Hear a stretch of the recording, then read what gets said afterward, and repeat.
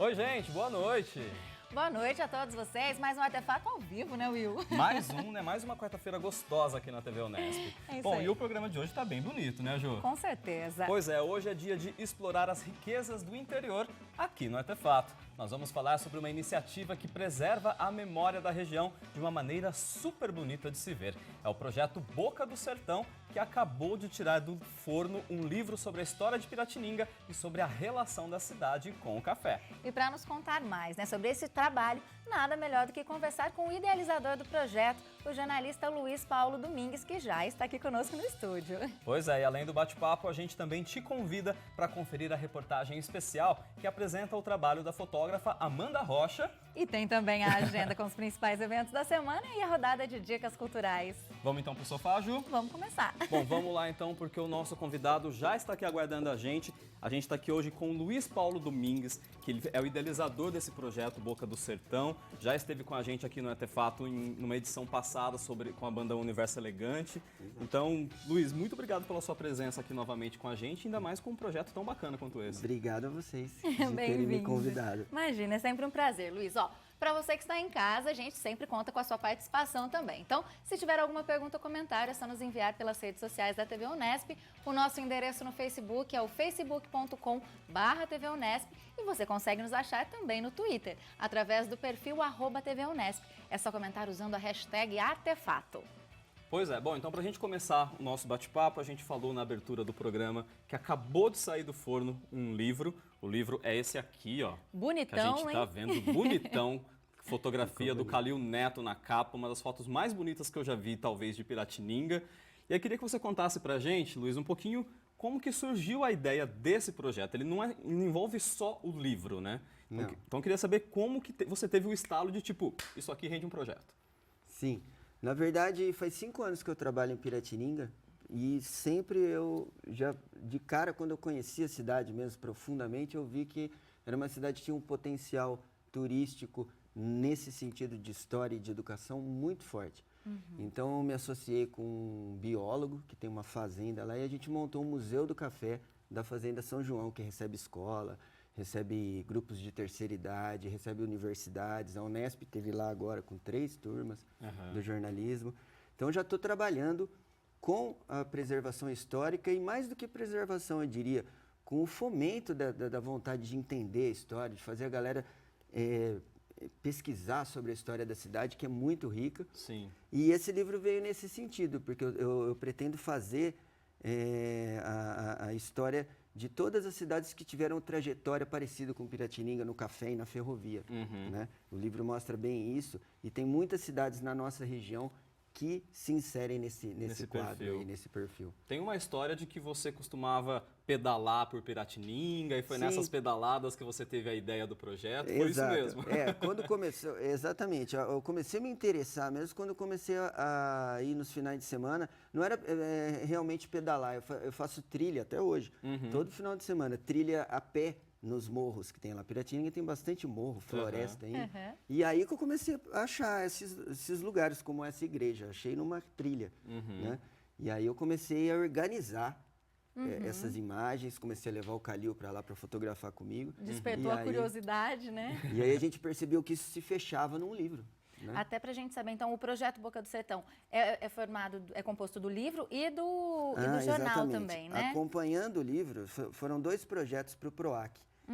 O livro foi no PROAC CMS, né, de incentivo do Estado de São Paulo, e o jornal no PROAC Editais. O jornal é a parte direto do governo e o livro Boca do Sertão é com o PROAC CMS. Você aprova o incentivo e o patrocinador, que no nosso caso foi a Duratex, pagou o livro. Sim, o jornal ele complementa um pouco dessas histórias do livro. Exatamente. O jornal vai ser, nessa etapa aí, até o final do ano tem edição do jornal. Semana que vem sai a próxima. Ah, já? Legal. Já. Agora, Luiz, Até dezembro. pouco se fala sobre o que estimulou o desenvolvimento, né, da nossa região. A gente não conhece muito sobre as nossas raízes, né, as raízes aqui do interior. E acho que o projeto Boca do Sertão, ele tem muito a ver com a memória de Piratininga e aqui da região. Agora, deve ser um trabalho cuidadoso, esse trabalho de resgate histórico, né? Como é que foi esse processo? Primeiro, eu fui captando informações das pessoas que estavam ali em Piratininga, que eu ia conhecendo, né? Quando virou um projeto mesmo, que aí tinha cronograma, né? Quando foi aprovado o projeto, aí a gente começou a fazer de um modo mais científico. Primeiro a Cláudia, que era chefe da pesquisa histórica, né? Ela já fez vários livros, trabalha no Museu da Pessoa há muito tempo. Ela me falou assim, você tem que ler os clássicos. Aí eu comecei a ler lá, Pioneiros e Fazendeiros, Café e Ferrovia, são os livros que situam a gente para falar, pô, como que aconteceu isso aí, né? De um lugar que um ano só tinha índio e não tinha ninguém, e de repente forma uma cidade, tá a ferrovia, os fazendeiros ocuparam as, né? Então, para você se inteirar. Aí depois comecei a procurar fotos, imagens antigas da cidade, né? E aí teve o trabalho do Calil, que era retratar tudo isso hoje também, né? Que legal. Então foi em várias etapas. Sim, e entrevistas também, esqueci das entrevistas, né? Foi um processo grande de entrevistas, de pensar um monte de gente. Conseguiram achar pessoas ainda que tinham essas lembranças da época? Que viveram isso, né? Que legal. O Seu Miúdo, farmacêutico lá, ele conta sobre quando você saía na rua em Piratininga e só tinha gente falando outras línguas, né? Árabe, italiano, Olha espanhol, só, que chique português, Piratininga, japonês, gente. né? Porque tinha muitos colonos, né? Nessa época. Que legal. E quantos anos tem o Seu Miúdo, mais ou menos? O Seu Miúdo está com 88 anos por aí. Bacana. Tá no livro, eu não lembro exatamente, mas ele está nos 80 já. Sim, e aí, Luiz, até para a gente entender, já entrando nesses meandros da história, até para a gente entender, esse nome Boca do Sertão, inclusive, ele tem uma explicação da história, né, também. Exatamente. Queria que você contasse para a gente o que significa Boca do Sertão.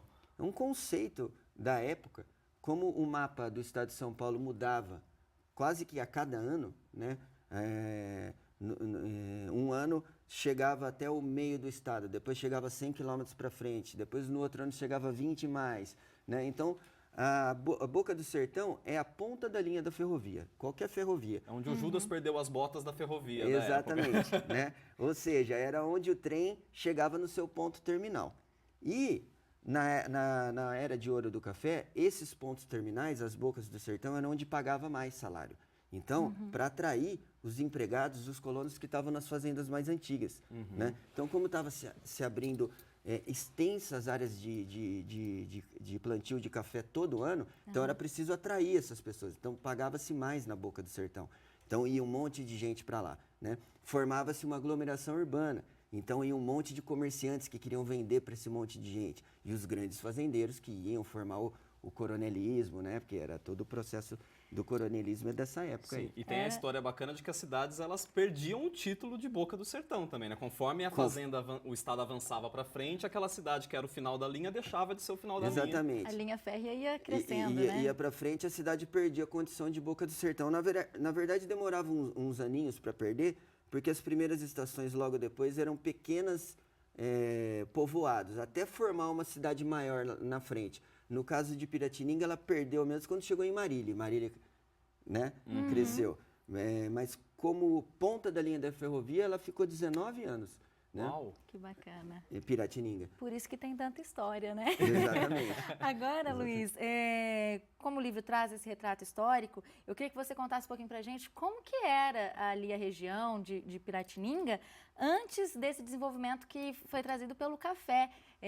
A marcha pioneira, era uma coisa meio velho oeste ali? Exatamente, né? Aprendi isso nesses livros clássicos que eu tive que ler, né? Todos eles pontuam isso, que não tem diferença da ocupação do Velho Oeste americano, que a gente vê em filmes do Oeste americano. E não tem diferença porque tinha ataque de índios nas fazendas que se abriam, porque os índios estavam lá e não aceitavam isso e atacavam as fazendas. Porque tinha a presença da ferrovia, como nos filmes de Velho Oeste, todo mundo andava armado naquela época, né? E aquele monte de gente estrangeira se aglomerando num lugar que pouquíssimo tempo antes era só matas e índios, e aí forma a aglomeração. Sim. Né? E então era um ambiente igual ao que a gente vê em filmes de Bang Bang, né? A diferença é que, em vez do pessoal ir atrás de ouro, vinha atrás desse ouro negro que era o café. Exatamente. Né? E era como uma corrida do ouro mesmo, né? O trem colocava os lugares mais ermos e distantes em contato direto com a capital. Você podia morar lá e falar, eu quero um piano de cauda. O trem botava o piano de cauda Então, ao mesmo tempo que era um lugar muito isolado, chegava todas as coisas por causa do trem, que era uma coisa muito moderna para a época, né? Legal. Bom, a gente vai precisar fazer uma pausa agora, Luiz. A gente vai para um rápido intervalo, mas no próximo bloco a gente continua falando mais sobre o projeto Boca do Sertão e você confere também a reportagem especial sobre a arte da Amanda Rocha. O Etefato volta já.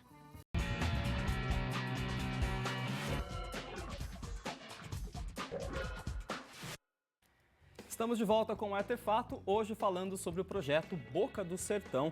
O nosso convidado é o idealizador desse projeto, o Luiz Paulo Domingues. E agora a gente vai continuar conversando um pouquinho mais sobre essa história.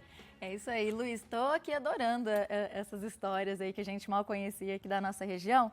E aí eu queria saber se tem algumas histórias marcantes que você poderia destacar, que vocês foram descobrindo aí nesse processo de produção e pesquisa. Vocês devem ter garimpado muita coisa, né? Garimpamos. A gente ficou 8 meses no meio do mato, praticamente. Que beleza! Pesquisando. Tem uma fazenda, uma história interessante que eu lembrei agora.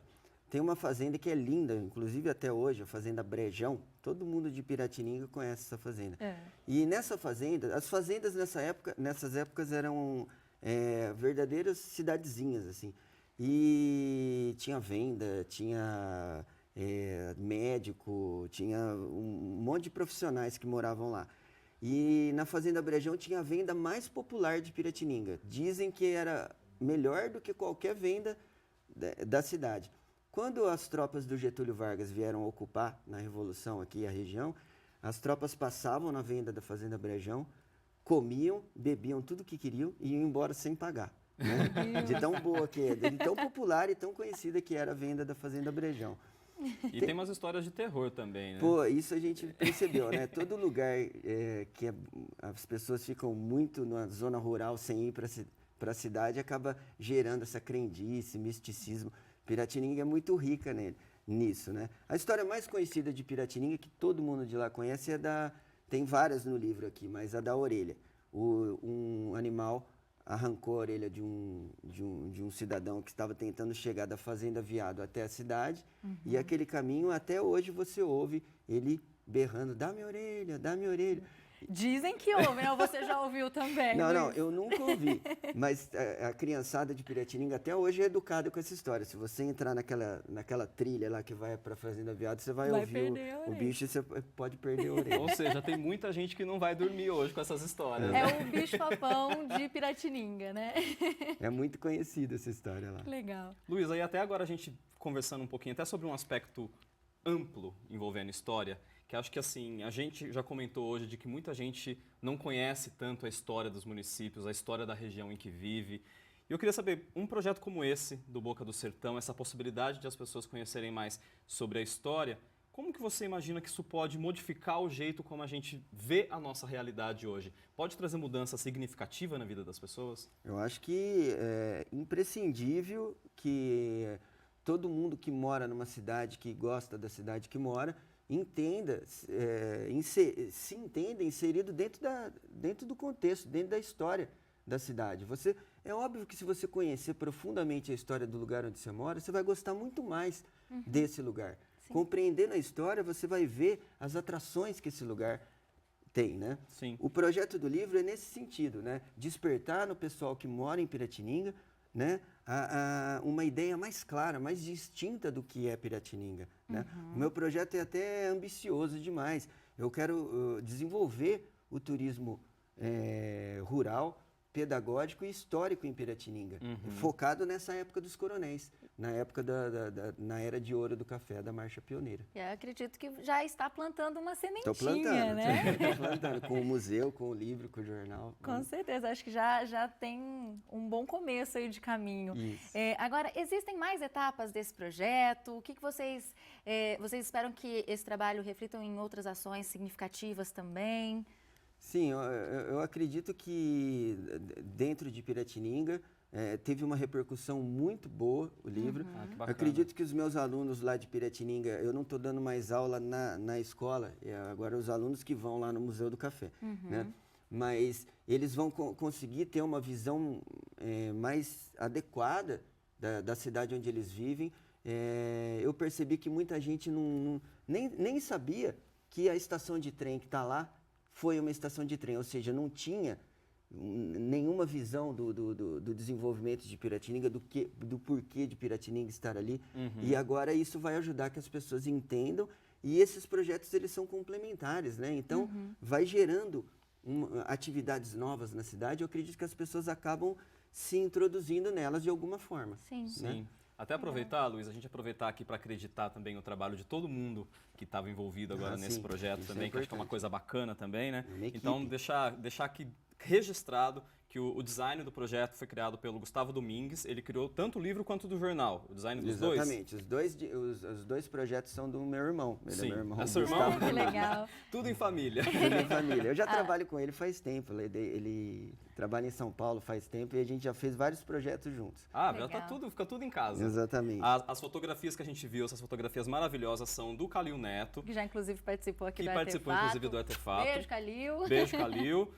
A coordenadora de produção, a Cristiane Sabino, e a historiadora, a Cláudia Leonor. Gente, tá todo mundo de parabéns, trabalho lindíssimo, viu? Incrível. E você comentou com a gente aqui nos bastidores que tem a ideia de prorrogar, de aumentar esse trabalho, de repente, outras cidades da região. Então, a gente fica torcendo aí para que você consiga e desejando sorte desde já, viu, Exato. Luiz? Já estamos trabalhando nisso, de fazer para as outras bocas do sertão que existiram aqui na região. Que legal, muito legal. Bom, a gente vai mudar um pouquinho o assunto agora e a gente vai falar sobre a nossa reportagem especial que apresenta o trabalho inusitado da fotógrafa Amanda Rocha. Os interesses e as inspirações dela é o que a gente vai acompanhar agora nesse VT. Então, pode rodar.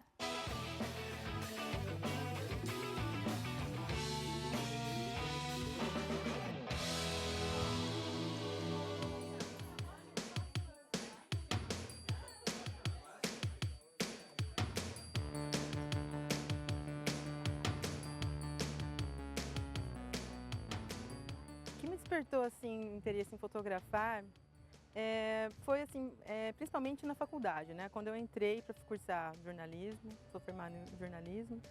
Então lá assim eu descobri um universo que até então estava adormecido. Né? Eu tinha um tio que até tinha um laboratório na casa dele. Quando criança via ele revelando, era uma coisa mágica, assim, um universo místico, né? Assim. Nossa, eu posso criar, posso fazer uma imagem nesse papel, né? Através de laboratório e tal. Isso foi muito legal. Essa incursão no laboratório, no analógico, né? Isso que ainda me deu ainda mais assim vontade de conhecer a fundo assim a fotografia.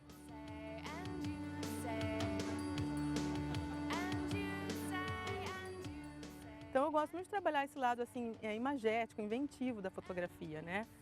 De criar, inventar possibilidades.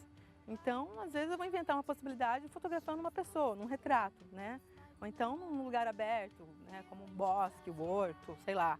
Ou então dentro da minha própria casa, dá para também fazer várias coisas dentro de um quarto. Eu tento unir, né, esse lance do inconsciente, né, do imaginário e do consciente, né? Então é essa fusão no meu trabalho.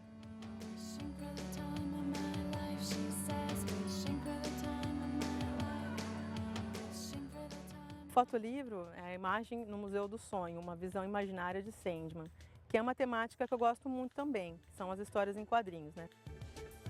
Esse livro ele foi inspirado na história em quadrinhos de Sandman, que é um personagem do Neil Gaiman, né? Um autor britânico brilhante, né? Que trabalha com esse lance de fantasia, de sonho. E o Sandman ele é o governante do sonhar, né? Então ele manipula os nossos sonhos e pesadelos, né? É o lugar para onde vai quando a gente dorme. E ele também tem uma família chamada de perpétuos, né? Então eu fotografei esses temas, que são como se fossem os arquétipos humanos. É um sonho, delírio, desespero, desejo, morte, destruição e destino. Então eu ressignifiquei esses personagens, né? Com uma linguagem minha autoral.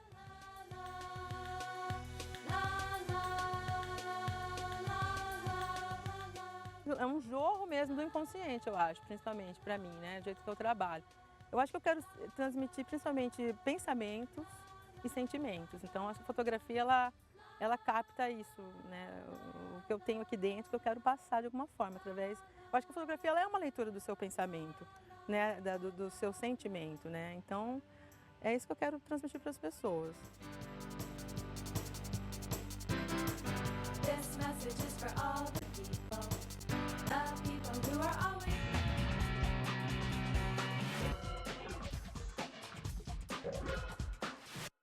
O Artefato está de volta e agora você confere a agenda cultural. Olha só o que vai rolar nessa semana.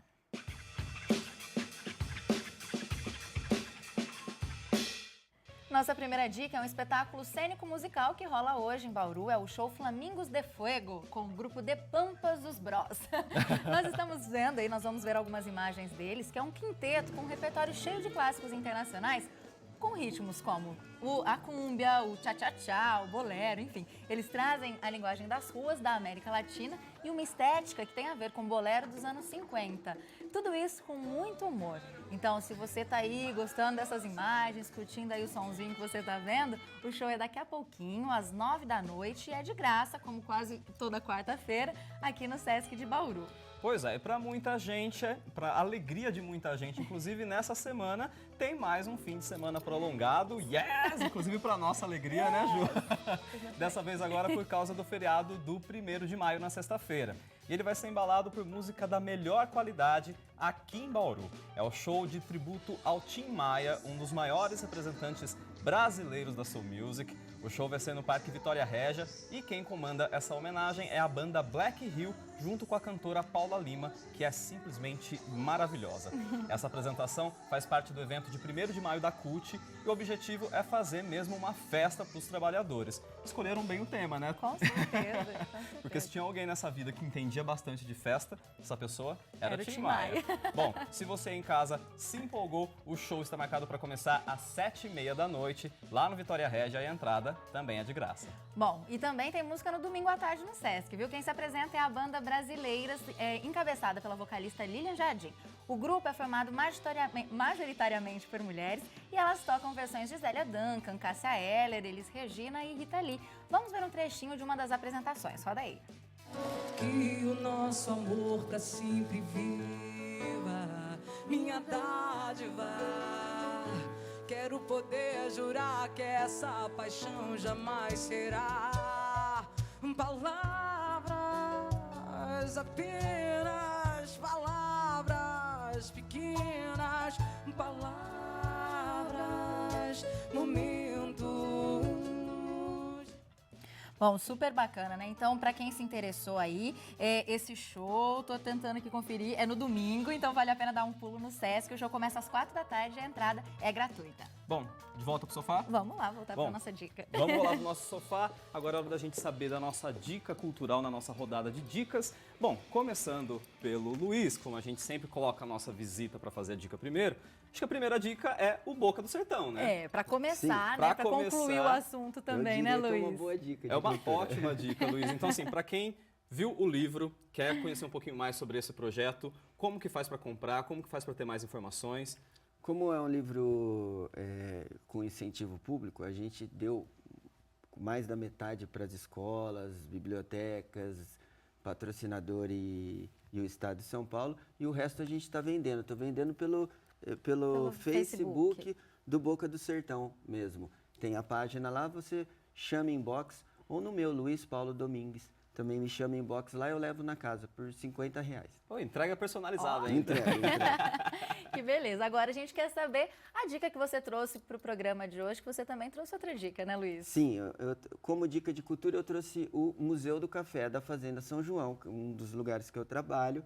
A gente recebe turmas de escolas, de terceira idade, de universidades, né, de grupos de amigos também que se interessem pela história, né? Então a gente faz um roteiro histórico por todas essas imagens que vocês estão vendo aí, que é uma fazenda muito antiga de produção do café.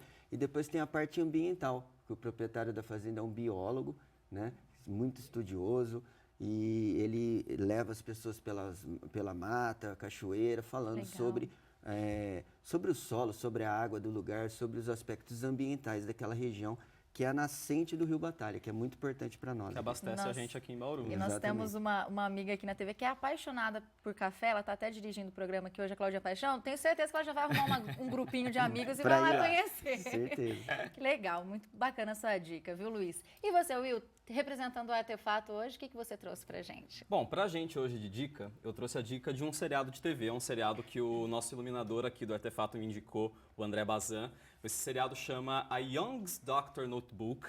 traduzindo para o português seria alguma coisa como o Diário do Jovem Médico. E a gente é uma série que assim é uma série britânica que ela é super carregada de humor negro. A gente separou aqui algumas imagens até para rodar, para você conhecer um pouquinho mais em casa. Ela é baseada nos contos de um escritor russo chamado Mikhail Bulgakov e conta a história de um médico que, com seus 40 anos ali, ele começa a relembrar o começo da carreira dele, quando ele se formou na faculdade de medicina e acabou assumindo um hospital no interior da Rússia, ali nos anos 1900 e bolinha, ali naquela época.